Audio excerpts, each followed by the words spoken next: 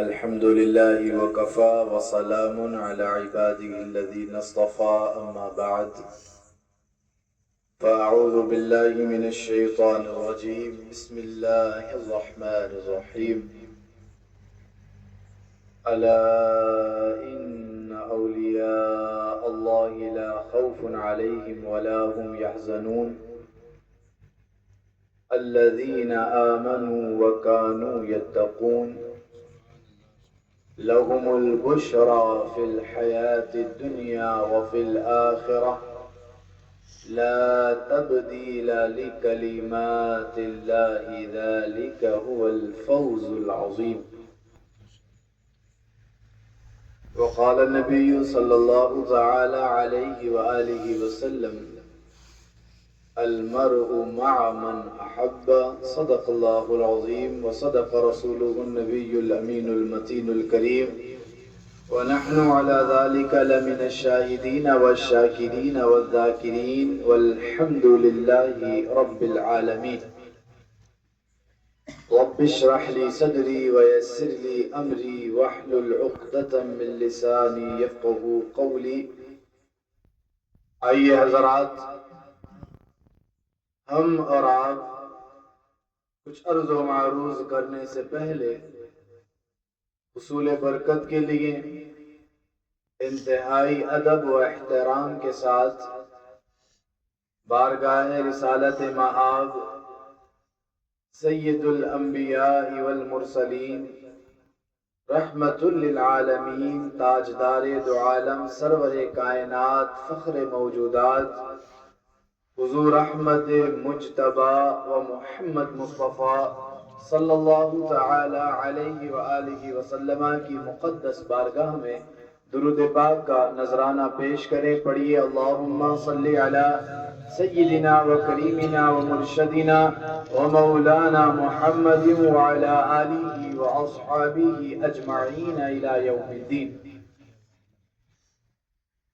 اللہ رب العزت کی بارگاہ میں دعا گو ہیں کہ رب کریم صاحب خانہ کو اللہ نے یہ توفیق عطا فرمائی کہ انہوں نے محبوب سبحانی قطب ربانی پیر لاسانی سیدنا شیخ عبد القادر جیلانی غوث سمدانی رضی اللہ تعالی عنہ کی نسبت سے آپ کی عقیدت و محبت کا اظہار کیا اور اس محفل کو سجایا.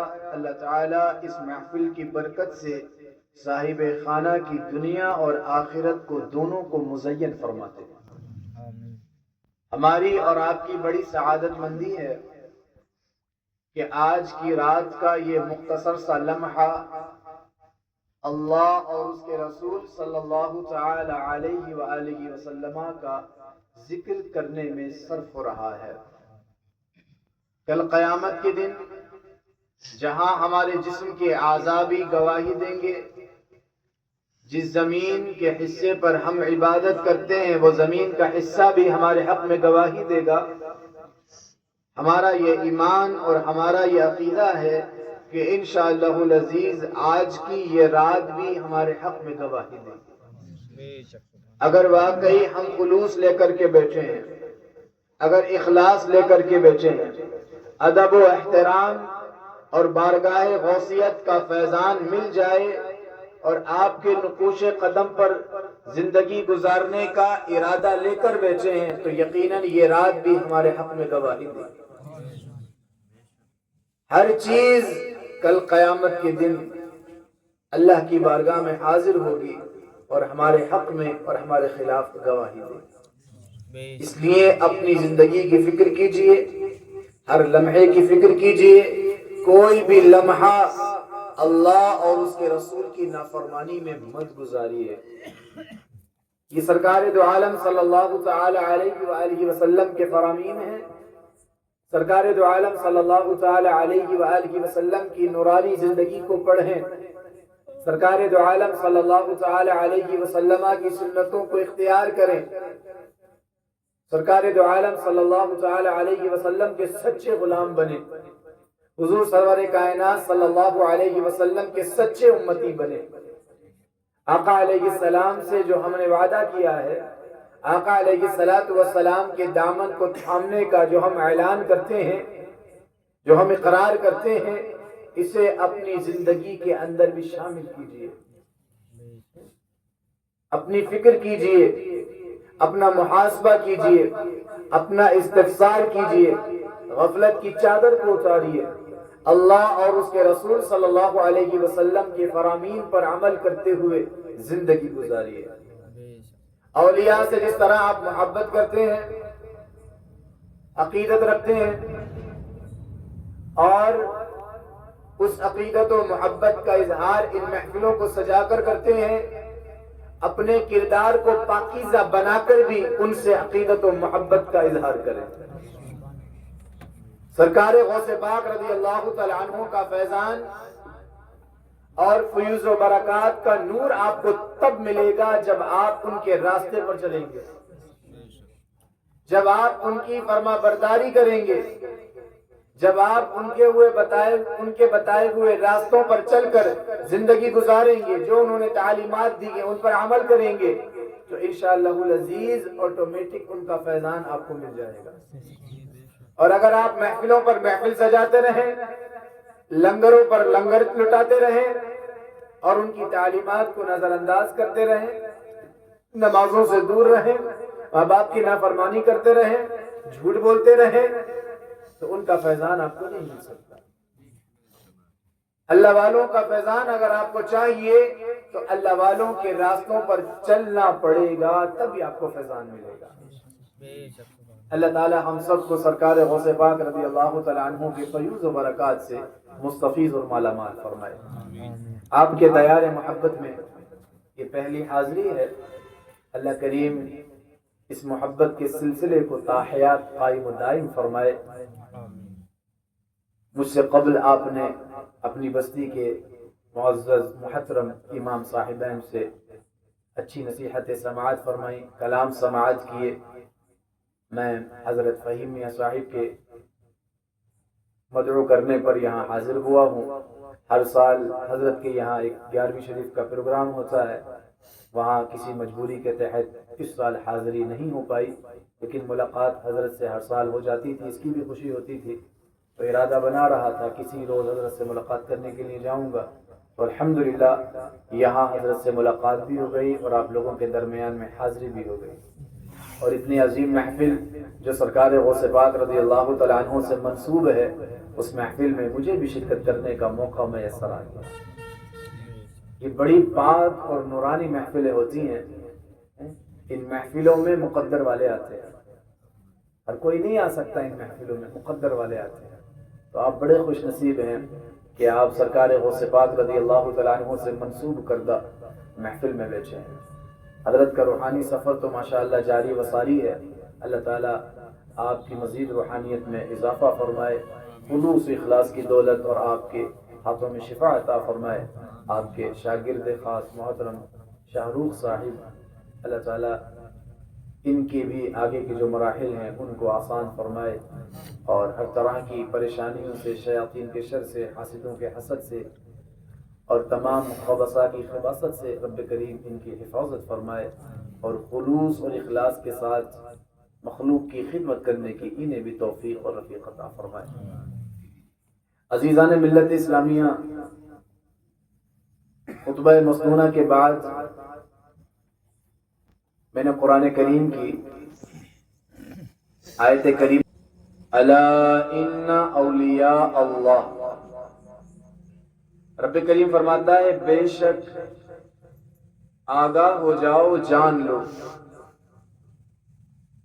جو میرے دوست ہیں یعنی جو اللہ کے ولی ہیں، لا خوف علیہم، ان پر کوئی خوف نہیں ہے، ولا هم یحزنون، نہ وہ کسی بات سے غم زدہ ہے۔ اللہ والوں کی شان کیا ہوتی ہے کہ وہ اللہ کے سوا کسی سے ڈرتے ہی نہیں، ان کا توکل اتنا مضبوط ہوتا ہے، ان کا ایمان اتنا قوی ہوتا ہے کہ وہ کسی سے نہیں ڈرتے۔ ہم جس ہستی کا ذکر کرنے کے لیے جمع ہوئے ہیں وہ ہستی اتنی عظیم ہستی ہے، اتنی عظیم ہستی ہے کہ عوام الناس ان کی بارگاہ میں باادب نہیں، بلکہ اولیاء کاملین بھی ان کی بارگاہ میں باادب حاضر ہوتے ہیں۔ ان کی دہلیز کا ادب اولیاء اکرام بھی کرتے ہیں، ان کی ذات کا ادب، ان کی شخصیت، ان کی ولایت، ان کی معرفت، ان کی رفعت اللہ نے اتنی بلند فرمائی ہے کہ عوام الناس ہی نہیں بلکہ خواص بھی ان کی تعظیم و تکریم کرتے ہیں، اور کیوں نہ کریں۔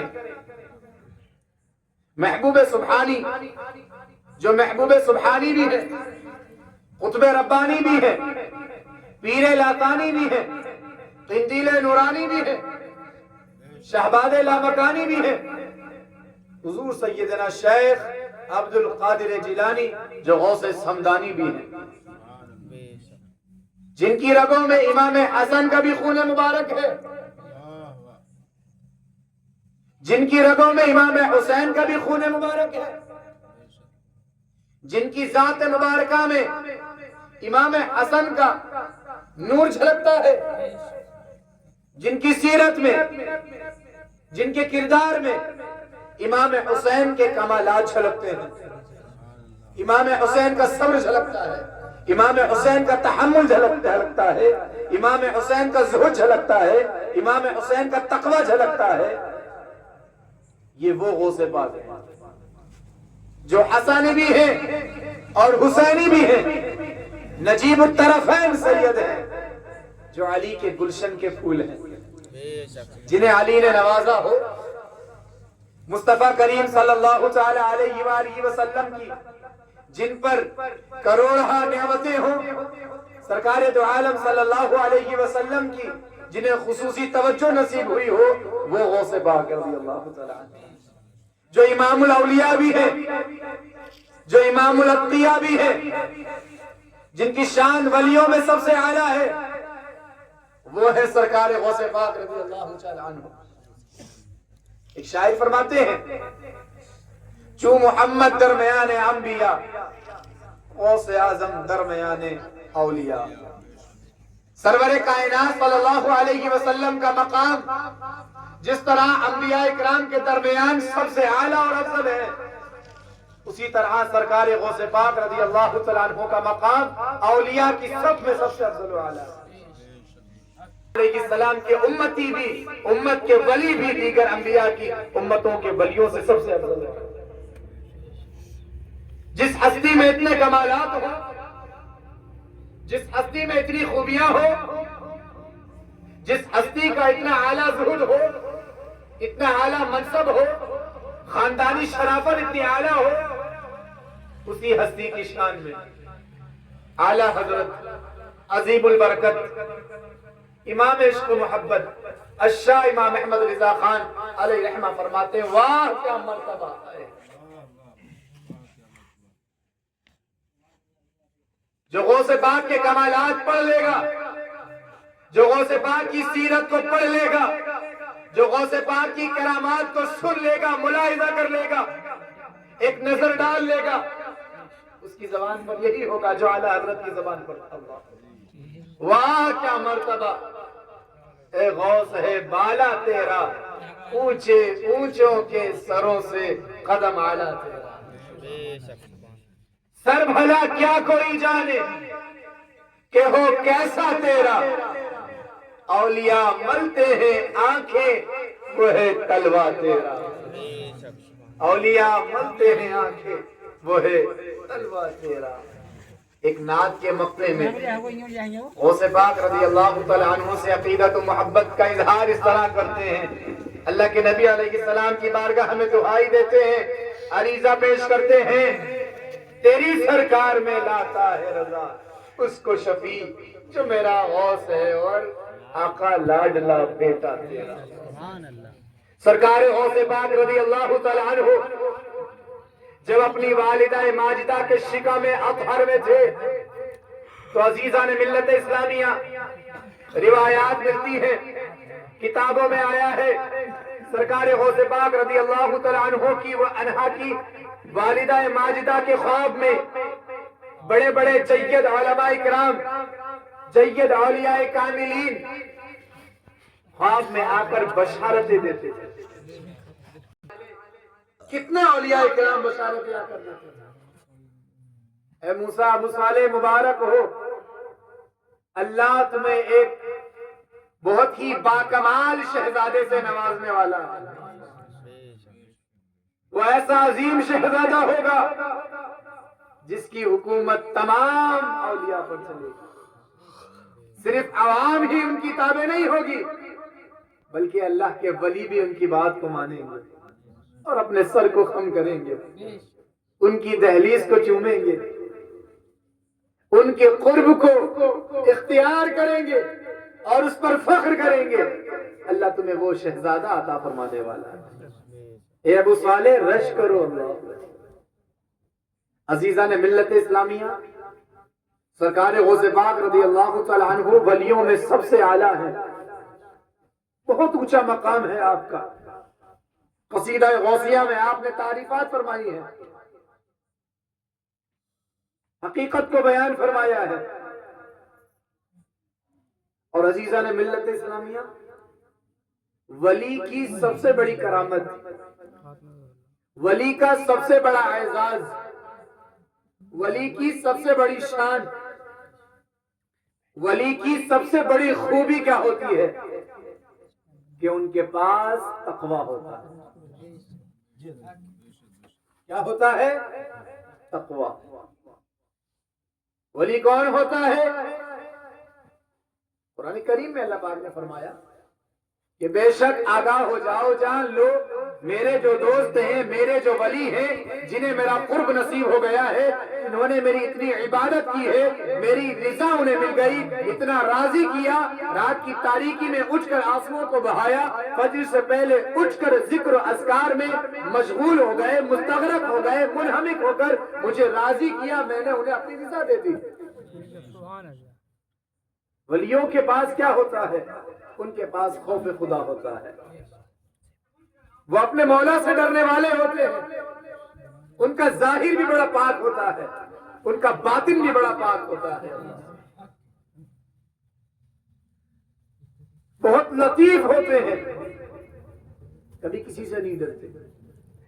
اور آپ جانتے ہیں جب اللہ تعالی کسی سے محبت کرتا ہے اور اپنا ولی بنا لیتا ہے تو رب کریم جبرائیل امین علیہ السلام کو بلاتا ہے، طلب فرماتا ہے.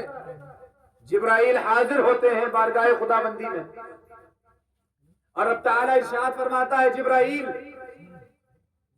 میں فلاں بندے سے محبت کرتا ہوں، میں نے اس کے دل میں اپنے نور کو داخل فرما دیا ہے، میں نے اسے اپنا ولی بنا لیا ہے، اپنا دوست بنا لیا ہے. اے جبرائیل، میں اس سے محبت کرتا ہوں، تم بھی اس سے محبت کرو اور جا کر کے فرشتوں میں اعلان کر دو کہ اللہ فلاں بندے سے محبت کرتا ہے اور مجھ جبرائیل کو بھی حکم ہوا ہے، اے فرشتوں تم بھی اس بندے سے محبت کرو. جبرائیل امین علیہ السلام فرشتوں کے درمیان حاضر ہو کر اللہ کا فرمان سناتے ہیں اور فرشتوں سے کہتے ہیں، اے فرشتوں، اللہ نے مجھے اپنی بارگاہ میں طلب فرمایا اور یہ حکم ارشاد فرمایا ہے کہ میں رب کریم فلاں بندے سے محبت کرتا ہوں. اے جبرائیل، تم بھی اس سے محبت کرو اور جا کر کے تمام فرشتوں میں یہ اعلان کر دو کہ اللہ بھی محبت کرتا ہے، جبرائیل بھی محبت کرتے ہیں، فرشتوں تم بھی محبت کرو. جبرائیل امین علیہ السلام فرشتوں سے کہتے ہیں اور پھر رب کریم کا حکم ہوتا ہے، جبرائیل جا کر زمین پر جاؤ اور زمین پر جتنی مخلوق ہے سب میں یہ اعلان کر دو، اللہ فلاں بندے سے محبت کرتا ہے، جبرائیل بھی محبت کرتا ہے اور تمام فرشتے بھی محبت کرتے ہیں. اے جن و انس، تم بھی اس بندے سے محبت کرو. اللہ جن سے محبت کرتا ہے نا، جو اللہ کے ولی بن جاتے ہیں، عزیزان ملت اسلامیہ، پھر سب ان کی تعظیم کرتے ہیں، کیونکہ سارا اختیار رب کریم کا ہے. زمین و آسمان کی ہر چیز اس کے قبضے میں ہے. جب بندہ رب کا ہو جائے تو پھر سب اس کا ہو جاتا ہے.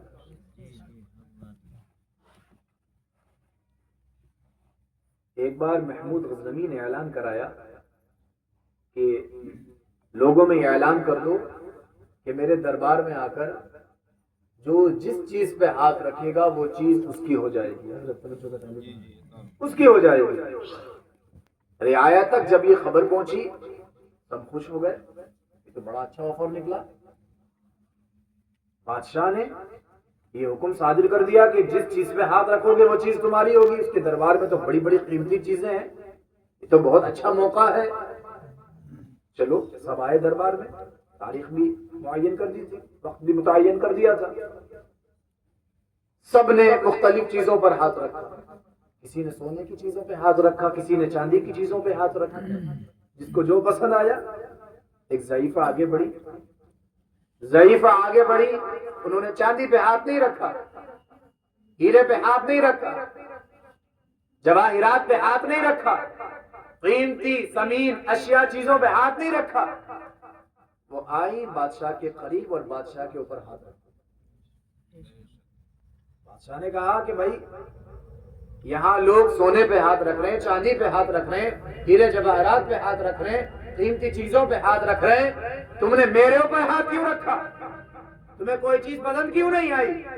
تو ضعیفہ نے جواب دیا کہ یہ تمام چیزیں تو تمہاری ہیں، جب میں نے تمہارے اوپر ہاتھ رکھ دیا تو یہ سب کچھ میرا ہو گیا.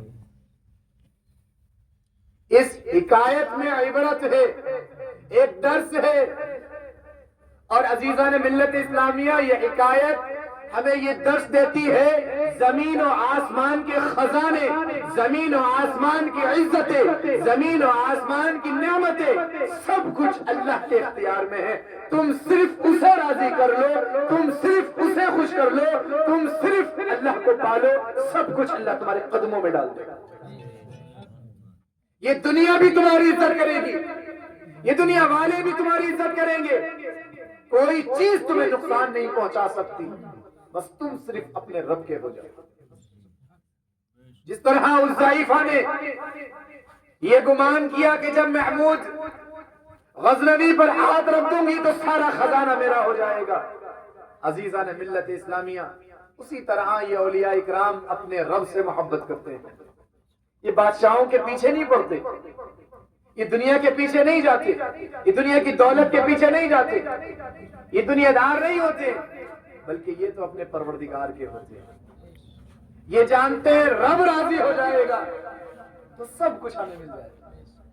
انہوں نے اپنے مولا کو راضی کیا، اپنے وقت کو برباد نہیں کیا دولت کو کمانے کے چکر میں، اپنے وقت کو ضائع نہیں کیا دنیا کی شہرت کو لوٹنے میں، اپنے وقت کو خراب نہیں کیا لوگوں کے درمیان نام کمانے میں. انہوں نے صرف اور صرف اپنے رب کو راضی کیا. انہوں نے اپنے اس مقصد کو پہچانا جس مقصد کے تحت اللہ نے انسان کی تخلیق فرمائی ہے. کیوں آئے ہیں ہم اس دنیا میں؟ کبھی قرآن سے تو پوچھو، کبھی عالم تصور میں آقا علیہ السلام سے تو پوچھو، آقا دنیا میں کیوں آئے ہیں؟ ٹھوکریں کھا رہے ہیں، در بدر پھر رہے ہیں، بے قرار ہیں، مضطرب ہیں، بے چین ہیں. آقا سکون میسر نہیں آ رہا. سکون کیسے آئے گا جب تم نے سکون ہم نے قرآن پڑھا ہوگا، جیسا کہ قرآن پڑھنے کا حق ہے، اور قرآن سے پوچھا ہوتا، قرآن سے سوال کیا ہوتا تو قرآن کہتا ہے وَلَا تَهِنُوا وَلَا تَحْزَنُوا وَأَنْتُمُ الْأَعْلَوْنَ إِن كُنتُم مُؤْمِنِينَ. قرآن کا فرمان ہے، رب کا فرمان ہے، گھبراؤ مت، ڈرو مت، تم ہی سربلند رہو گے، تم ہی معزز رہو گے، تم معزز ہونے ہی آئے ہو. پڑھو اپنے اسلاف کی سیرت کو، پڑھو اپنے بزرگوں کی سیرت کو، تم معزز ہونے آئے ہو. یہ قرآن کیسے معزز ہوں گے؟ ان کنتم مؤمنین، سچے مومن بن جاؤ. اگر تم ایمان والے ہو، پکے ایمان والے ہو، اگر تم عذاب قبر کا یقین رکھنے والے ہو اور اس عذاب قبر سے بچنے کا سامان بھی تیار کرنے والے ہو تو تم پکے مومن ہو.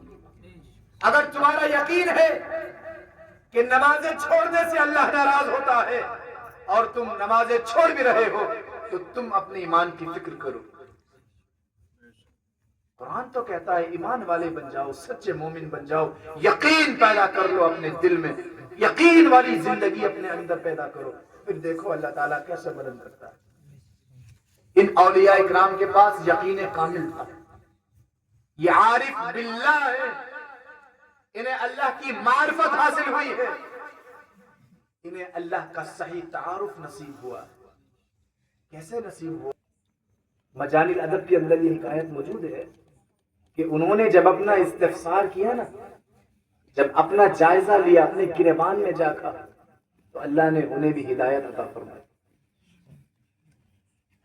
ایک شخص کو اپنی زندگی کا احساس ہوا، پوری زندگی کا، اور اپنا حساب لگانے کے لیے وہ شخص بیٹھا۔ اس نے کہا میری عمر کتنی ہو گئی؟ اس نے ولادت کی تاریخ سے لے کر کے موجودہ وقت تک کا حساب لگایا، محاسبہ کیا، تو اس کی عمر ہوئی 60 سال۔ کتنے سال؟ 60 سال۔ تو اسے خیال آیا کہ میں نے 60 سال کی زندگی گزار لی۔ اس نے پھر دنوں کا حساب لگایا کہ میں دن کتنے گزار چکا ہوں۔ جب اس نے دنوں کو کاؤنٹ کیا، دنوں کا حساب لگایا، تو دن کی تعداد بنی 21,900۔ کتنی بنی؟ 21,900۔ عزیزان ملت اسلامیہ، اس شخص نے جب زندگی کا حساب لگایا اور دنوں کا حساب لگایا، 21,900 کا عدد دیکھ کر کے اس نے چیخ ماری، اور چیخ مار کر کے اس نے کہا یا ویلا، یعنی ہائے بربادی، میں تو تباہ ہو گیا، برباد ہو گیا، میں نے اپنی زندگی کے 21,900 دن گزار لیے، اگر ہر دن میں نے ایک گناہ بھی کیا ہوگا تو اس حساب سے گناہوں کی تعداد 21,900 بن رہی ہے، میں اس عدد کے ساتھ اپنے خدا کو کیسے منہ دکھاؤں گا؟ یہ کہتا رہا اور وہ بے ہوش ہو گیا۔ تھوڑی دیر کے بعد جب اسے افاقہ ہوا، ہوش میں آیا، تو اس نے پھر حساب لگانا شروع کیا۔ پھر زبان پر کہتا رہا، زبان سے کہتا رہا کہ اس شخص کا کیا ہوگا جس نے دن میں 10,000 گناہ کیے ہوں گے، وہ اپنے رب سے کیسے ملاقات کرے گا؟ اس کے بعد پھر اس نے چیخ ماری اور بے ہوش ہو گیا، اور جب لوگوں نے اس کو اٹھانا چاہا تو عزیزان ملت اسلامیہ وہ شخص انتقال کر چکا تھا۔ اس کی روح قفس عنصری سے پرواز کر چکی تھی۔ ایسے بھی لوگ گزرے ہیں جنہوں نے اپنی زندگی کا حساب لگاتے لگاتے الوداع کیا، اور ہم اتنے غافل ہیں، ہمیں فکر نہیں۔ ہم دن میں کتنے گناہ کر رہے ہیں؟ 60 سال کی زندگی اس نے گزاری، 21,900 دن کا عدد پورا کیا، اور کہتا ہے کہ ایک گناہ بھی کیا ہوگا، اگرچہ ایک نہیں کیے ہوں گے، میں نے کئی کیے ہوں گے، اگر ایک بھی کیا ہوگا تو میں اس عدد کے ساتھ اپنے مولا کو کیسے منہ دکھاؤں گا؟ عزیزان ملت اسلامیہ، زندگی کی یکلف اللہ نفسا الا وسعها، وہ رب اتنا کریم، اتنا مہربان ہے کہ کسی کو اس کی ذات کی طاقت سے زیادہ اللہ تعالیٰ کسی پر بوجھ نہیں ڈالتا۔ ان اللہ لا یظلم مثقال ذرہ، اللہ تعالیٰ ذرہ برابر بھی کسی پر ظلم نہیں کرتا، ہم خود اس کے ذمہ دار ہیں۔ ایک صاحب کہنے لگے کہ حضرت یہ جو مخالفین ہیں کیسے قابو میں آئیں گے؟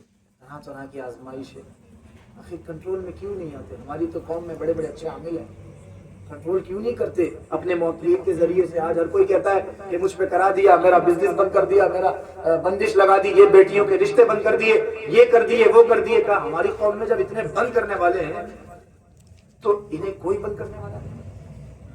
میں نے کہا یہ قابو میں تب تک آئیں گے جس طرح جمعے کی نماز میں لوگ مسجدوں کو بھر دیتے ہیں، جب تک یہ حالت، یہ کیفیت نماز فجر میں مسلمانوں کی نہ ہو جائے۔ جس طرح اذان ہوتے ہی مسجدیں بھر جاتی ہیں جمعہ میں، رمضان میں، شب قدر و شب برات میں، جب تک فجر کے اندر اتنی تعداد میں نمازی نہیں آئیں گے تب تک مسلمانوں انقلاب نہیں آئے گا. اس لیے کہ ہم اللہ کی نعمت کی بے قدری کر رہے ہیں. یاد رکھیے گا بہت بڑی نعمت ہے یہ عبادت، یہ نماز جسے ہم نظر انداز کر رہے ہیں. ذرا سی معمولی سی مصروفیت ہوئی، نماز کو چھوڑ دیا. اللہ، نماز جو فرض العین ہے، جو مصطفیٰ جان رحمت صلی اللہ علیہ وسلم کی آنکھوں کی ٹھنڈک ہے، جس میں حضور نے فرمایا ہوا الصلاۃ قرۃ عینی، الصلاۃ معراج المؤمنین، اقیم الصلاۃ لذکری، جو رب کی یاد ہے، اللہ، جو بے حیائی بری باتوں سے روک دیتی ہے، جو دلوں میں نور پیدا کر دیتی ہے، جو چہروں کو روشن کر دیتی ہے، جو برائیوں سے بچا لیتی ہے، جو بیماریوں سے شفا دے دیتی ہے، جو خدا کے قریب کر دیتی ہے، جو جسمانی اور روحانی طور پر ہماری تربیت کر دیتی ہے، ہم اس نماز کو نظر انداز کر دیتے ہیں. کتنی نمازیں ہم، کاش ہمیں بھی احساس ہو جائے کہ آج فجر نہیں پڑی، ایک گناہ کر لیا. پھر کہتے ہیں زندگیوں میں برکت نہیں ہے، کاروبار میں برکت نہیں ہے. ہماری زندگی میں برکت کیسے ہوگی جب ہم اپنے دن کا آغاز ہی اللہ کی نافرمانی سے کریں. مسلمانوں، سب سے پہلے نمازی بنو. یہ لنگر، یہ فاتحہ، یہ محافل، یہ سب بات کی باتیں ہیں، یہ سب مستحبات ہیں. ان کے بارے میں پوچھا نہیں جائے گا، ان کے بارے میں پوچھا نہیں جائے گا. سب سے پہلے جو حساب ہوگا وہ نماز کا ہوگا. آیت ملتی ہے سب سے پہلے حساب نماز کا ہوگا. اگر بندے کی نمازیں کامل ہوں گی تو پھر آگے کے معاملات میں اس کا حساب لیا جائے گا، اور اگر وہ نمازوں میں پکڑا گیا تو پھر ساری چیزوں میں پکڑا جائے گا. نمازوں کو مکمل کریں، جتنی قضا ہو گئی ان کو دہرائیں. نماز کسی بھی حال میں معاف نہیں. کھڑے ہونے کی طاقت نہیں ہے تو بیٹھ کر کے پڑھو، بیٹھ کر کے طاقت نہیں ہے تو لیٹ کر کے پڑھو. لیٹنے کے بعد بھی اگر رکوع اور سجود اشارے سے نہیں کر سکتے، اگر تو آنکھ کی پلکوں سے اشاروں سے پڑھو، مگر نماز کا وقت آئے تو نماز پڑھو. تصور تو کریں، اگر کوئی اتنا بھی بیمار ہے کہ اٹھ بھی نہیں سکتا بستر سے، تب بھی معاف نہیں ہے، تب بھی پڑھے گا، آنکھ کی پلکوں کے اشارے سے پڑھے گا، مگر پڑھے گا ضرور. ایک بزرگ فرماتے ہیں، اے نوجوانوں، اپنے آپ اپنی عمر کو غنیمت جانو. یہ عمر بڑی پیاری، بہت احساس ہوگا، بہت احساس کہ ہم نے نمازیں چھوڑ دی. اللہ تعالیٰ غفور الرحیم ہے، معاف کرنے والا ہے، اس کی طرف رجوع تو کرو، وہ معاف کرنے والا ہے. اے اللہ، ماضی کے جتنے ہم سے گناہ ہوئے ہمیں معاف کر دے. آج سرکار غوث پاک کی محفل میں ہم بیٹھے ہوئے ہیں، مولا سچے دل سے توبہ کرتے ہیں، ان کی عقیدت و محبت کے جذبوں کو دل میں بسا کر کے رب کریم ہم تیری عبادت کریں، ہم تیری عبادت کریں گے. باری تعالیٰ نمازوں کی پابندی کریں. کتنا وقت لگتا ہے فجر میں؟ 4 منٹ میں 2 سنتیں ہو جائیں گی. 4 منٹ میں یہ 2 سنتیں ہو جائیں گی، لیکن میرے آقا علیہ السلام نے فرمایا زمین و آسمان میں جو چیز ہے ان تمام چیزوں سے افضل یہ 2 رکعت سنت ہے. بہت محبوب ترین ہے اللہ کے نبی علیہ السلام کو یہ 2 رکعت، بہت محبوب ترین ہے. 4 منٹ سنتوں میں لگتے ہیں، 10 منٹ 7 منٹ میں فجر کی جماعت ہو جاتی ہے، 15-16 منٹ میں آپ کی فجر کی جماعت ہو گئی. اب اگر آپ کہیں ٹہلنا چاہیں تو ٹہل لیں، یا تھوڑی دیر سونا چاہیں تو سو لیجیے، لیکن علماء فرماتے ہیں کہ فجر کے بعد سونے کی عادت نہ بنائیں تو بہتر ہے. آپ 10 بجے اٹھے، 9 بجے اٹھے تو کیسے برکتیں ہوں گی آپ کے مکان میں. ایک بزرگ نے اپنی مفلسی کی شکایت کی اللہ والوں سے، اللہ والے کی بارگاہ میں آیا تو کہا حضور میرے گھر میں برکت نہیں. کہا تمہارے گھر میں پردہ پڑا ہوا ہے؟ کہا حضور پردہ تو نہیں پڑا ہوا ہے. تو کہا پردہ ڈالو. اس کے بعد پھر پردہ ڈالا. اس کے کچھ روز بعد حضرت کی بارگاہ میں حاضر ہوا. کہا اب بتاؤ کیا حال ہے؟ کہا حضور اب برکت. کہا برکت ہے، جو کماتا ہوں محسوس ہوتا ہے کہ ہاں کچھ کمایا ہے، لیکن حضور حکمت کیا تھی، مصلحت کیا تھی، پردہ کیوں ڈلوایا آپ نے؟ فرماتے ہیں سنو، تمہارے گھر کے دروازے پر پردہ نہیں تھا، کچھ لوگ ایسے تمہارے دروازوں سے گزرتے تھے جو بے نمازی، اور وہ بے نمازی تمہارے گھر کی طرف دیکھ لیتے تھے تو ان بے نمازیوں کے دیکھنے سے اللہ نے تمہاری گھر کی برکت کو چھین لیا، ختم کر دی۔ عزیزان ملت اسلامیہ، بے نمازی اگر کسی کے گھر کی طرف کو دیکھ لے تو گھر سے برکت ختم ہو جائے، اور اس گھر میں اگر بے نمازی ہو تو پھر کیا حال ہے؟ کیا حال ہے؟ نمازوں کی پابندی یہ فرض ہے۔ یہ آپ سے نہیں پوچھا جائے گا کلیہ شریف مہینے میں کتنی بار گئے، اجمیر شریف کتنی مرتبہ گئے، دیوا شریف کتنی مرتبہ گئے، پوچھا نہیں جائے گا قیامت کے دن۔ قیامت کے دن پوچھا جائے گا فجر میں اٹھتے تھے کہ نہیں اٹھتے تھے۔ فرشتے دیکھیں گے اللہ کے حکم سے، اللہ والوں کی بارگاہوں میں حاضری دیں، بالکل دیں، لیکن ان سے سچی عقیدت کریں، دکھاوے کی نہیں کریں۔ اگر نمازوں کا شوق نہیں ہے، عبادت کا شوق نہیں ہے، تلاوت کا شوق نہیں ہے، ماں باپ کی تعظیم آپ نہیں کرتے، بڑوں کا ادب آپ نہیں کرتے، حسن اخلاق آپ کے اندر نہیں، جھوٹ آپ بولتے ہو، تقویٰ آپ کے اندر نہیں، پرہیزگاری آپ کے اندر نہیں، ظاہر آپ کا مزین نہیں، باطن آپ کا مزین نہیں، اور ہر مہینے 20 مرتبہ کبھی کلیر شریف، کبھی دیوا شریف، کبھی اجمیر شریف، کبھی بریلی شریف، زندگی گزار لو ان کی چوکھٹوں پر، جب تک اپنے ظاہر اور باطن کو اللہ اس کے رسول کے فرمان کے مطابق نہیں سجاؤ گے، ان بزرگوں کا فیضان تمہیں نہیں مل سکتا۔ آج ہم اللہ والوں سے محبت کرتے ہیں اور ان کا فیضان بھی ہمیں ملتا ہے الحمدللہ، کیونکہ میرے آقا سید عالم صلی اللہ علیہ وسلم نے فرما دیا، المرء مع من احب، دنیا میں جو جس سے محبت کرے گا قیامت کے دن اس کا حشر اسی کے ساتھ ہوگا۔ یہ سرور کائنات صلی اللہ علیہ وسلم کا فرمان ہے، اور رب کریم نے یہ بھی ارشاد فرما دیا، وما ينطق عن الهوى ان هو الا وحی یوحى، یہ نبی اپنی خواہش سے کچھ نہیں کہتے بلکہ یہ وہی کہتے ہیں جو رب ان سے کہلواتا ہے۔ حضور نے فرما دیا، المرء مع من احب، جو جس سے محبت کرے گا دنیا میں اس کا حشر قیامت کے دن اسی کے ساتھ ہوگا۔ آپ اپنا حشر جس کے ساتھ کرنا چاہتے ہیں قیامت کے دن، اس کی سچی محبت کو دل میں بسا دو، سچی محبت کو، جس کے ساتھ آپ اٹھنا چاہتے ہو، اور جو اللہ والوں کے ساتھ اٹھے گا، جو اولیاء اکرام کے ساتھ اٹھے گا، ظاہر سی بات ہے جو بہاریں جو برکتیں انہیں ملیں گی وہ ان کے چاہنے والوں کو ملیں گی۔ تو اللہ والوں سے عقیدت محبت کے ساتھ ساتھ ان کی اطاعت فرما برداری کو اپنے اندر بسا، تبھی سچے عاشق کہلاؤ گے، سچے معتقد کہلاؤ گے۔ اگر ان کی باتوں پر، ان کے فرامین پر نہیں چل پا رہے ہو تو ان سے محبت نہیں ہے بلکہ کوئی مطلب ہے جسے پورا کرنا چاہتے ہیں، کوئی مطلب ہے۔ اور اگر ان سے محبت ہے تو پھر سب سے پہلے ان کی سیرت کو اپناؤ گے۔ میں نمازوں سے پیار کروں گا، کیوں؟ کیونکہ میرے غوث پاک نے کبھی نمازیں نہیں چھوڑی۔ میں جھوٹ نہیں بولوں گا، کیوں؟ کیونکہ میرے غوث پاک نے اپنی ماں سے کیے ہوئے وعدے کو نہیں توڑا۔ یاد ہے وہ واقعہ کتنا مشہور ہے؟ اس واقعے میں عبرت بھی ہے، درس بھی ہے، اور سرکار غوث پاک رضی اللہ تعالیٰ عنہ کا مقام اور مرتبہ بھی اس واقعے سے جھلکتا ہے۔ تو اللہ والوں کے پاس سب سے بڑی دولت تقوی کی ہوتی ہے، اور تقوی کسے کہتے ہیں؟ بہت ساری تعریفات بیان فرمائی ہیں علماء کرام نے۔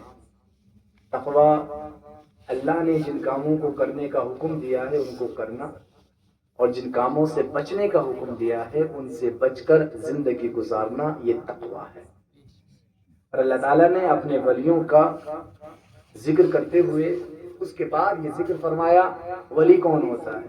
رب فرماتا ہے الذین آمنوا وکانوا یتقون، وہ جو ایمان لائے، وکانوا یتقون، اور پرہیزگاری کرتے رہے۔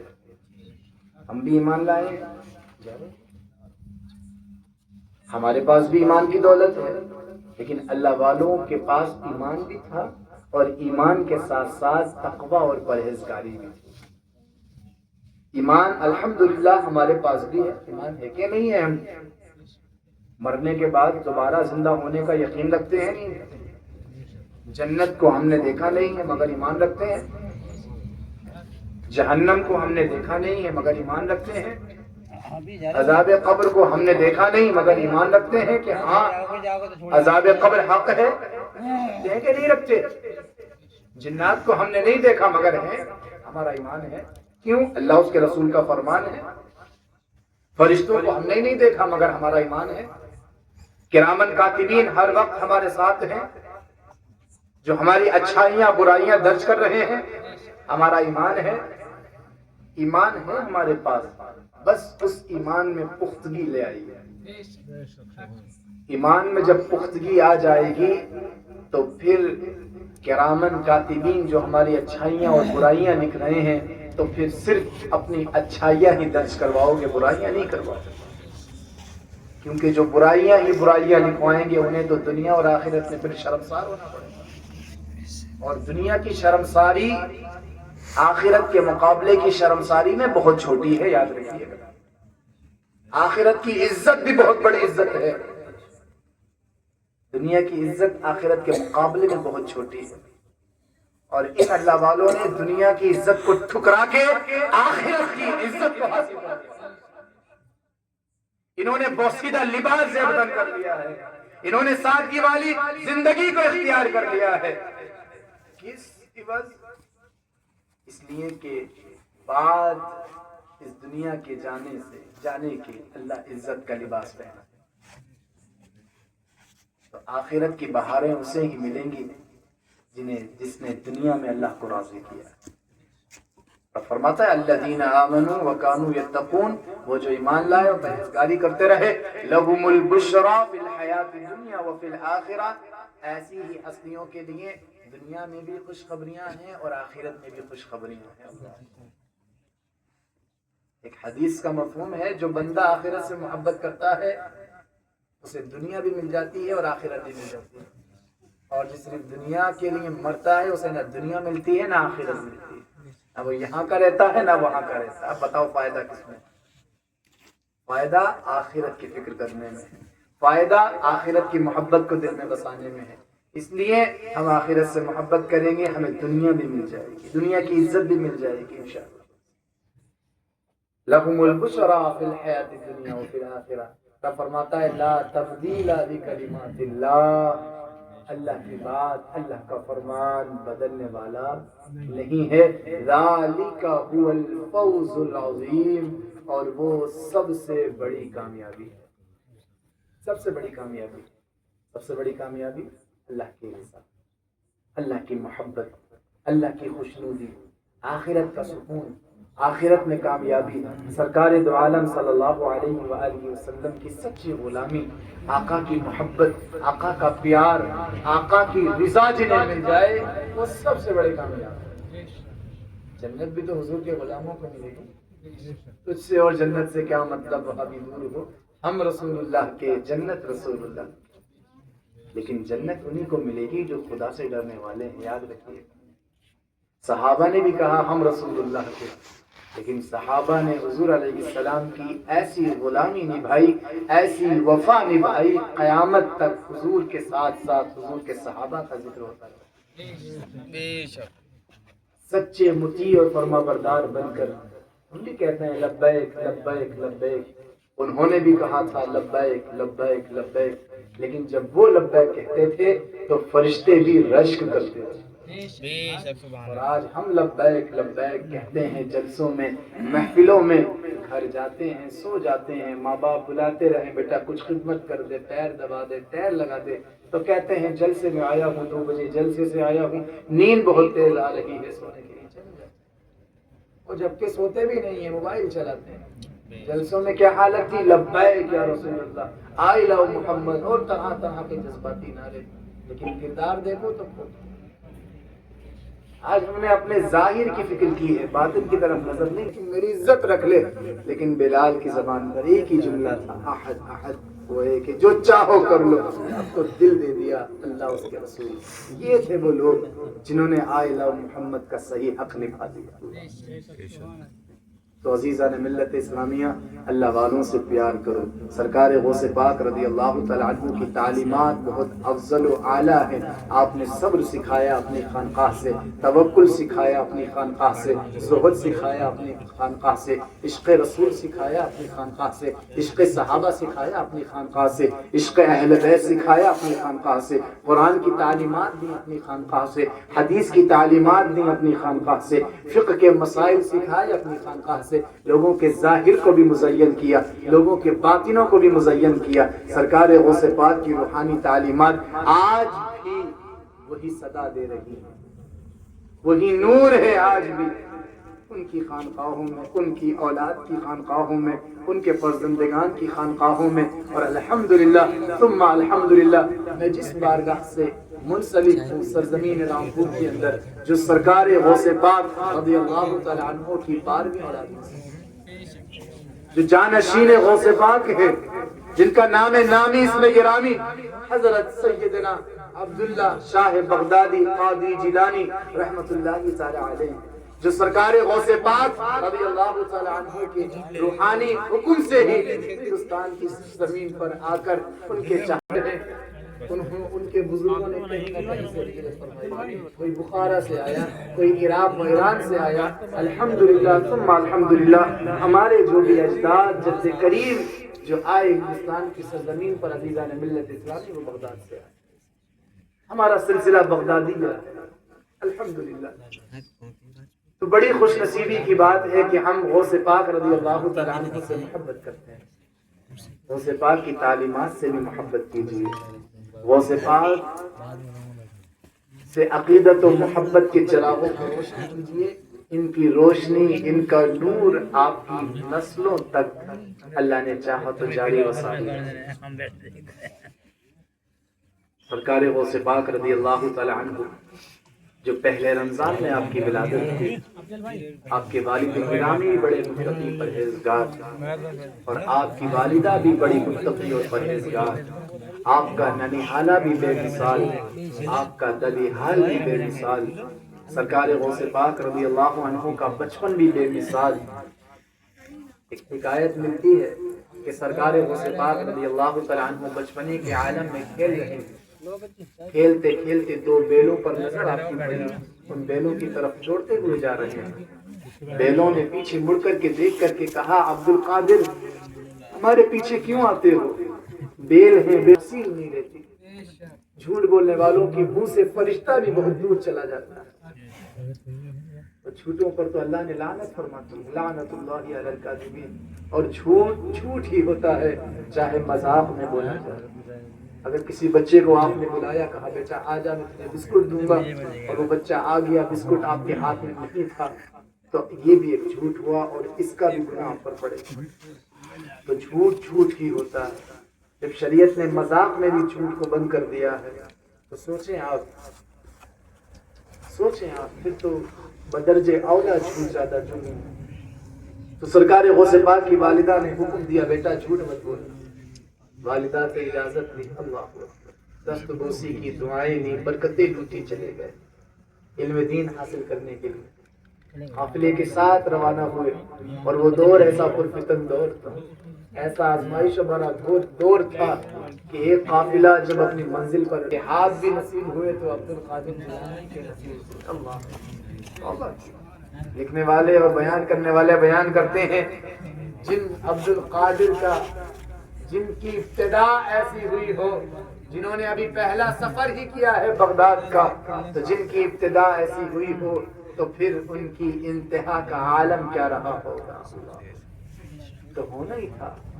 آپ بغداد تشریف لائے، علم دین حاصل کیا، علم حدیث، علم فقہ، علم اصول فقہ، علم تفسیر، علم اصول تفسیر، صرف و نحو، علم تجوید، تمام علوم مربجہ کی تعلیم حاصل کرنے کے بعد آپ اپنے استاد گرامی حضرت ابو سعید مخزومی رحمۃ اللہ تعالی علیہ کی خدمت میں رہتے رہے، اور انہیں سے آپ کو خلافت عطا ہوئی، اور انہیں کے مدرسے میں بحیثیت مدرس آپ مقرر ہوئے، وہی خدمت انجام دی ایک طویل عرصے تک، اور وہی آپ کا مزار مبارک ہے، وہی مزار مبارک ہے۔